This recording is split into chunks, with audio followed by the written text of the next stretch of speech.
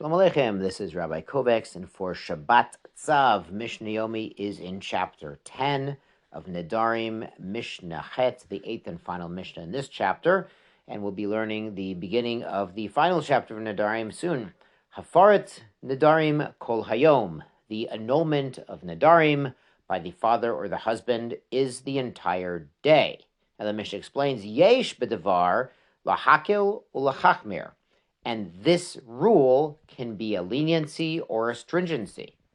Ketzad, how so? So, for example, Nodra B'leile Shabbat.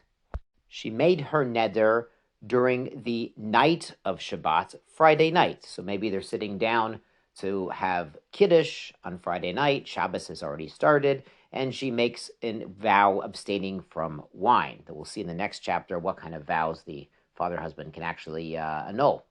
So the Mishnah says, Yafer B'leile Shabbat, he can mefer the neder that night, Friday night, Ubiyoma Shabbat, all day Saturday, Ad Shetech Shach, until the sun goes down, until Shkia on Saturday evening, which of course, after that, is the end of Shabbat, and then Havdalah. Now the Mishnah contrasts this, Nadra Im Hashecha, if she made the neder just before sunset on any given day, mefer Ad Shelotech Shach, he would have to annul it before the sun goes down. It might be just a few moments he has. She'im choshcha v'lo hefer, if he heard the neder and then the sun went down, even though he only had a few moments, einu yachol l'chafer. The father or husband can no longer mefer because the day is done. It has to be what the Torah says, biyom shom'o, on the day of his hearing. And we're seeing this is the actual day, not a 24-hour period.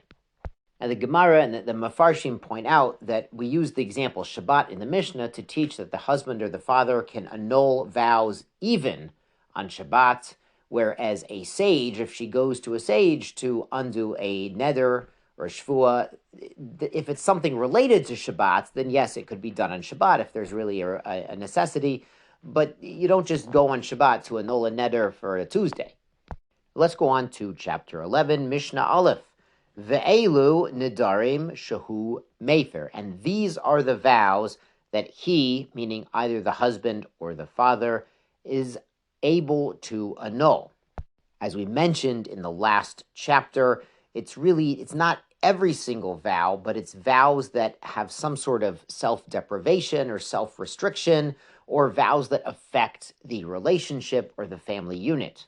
So the Mishnah starts with the first category, Dvarim sheyesh bahem, items, vows that have in them, inui nefesh, affliction of the soul, meaning some form of self-deprivation.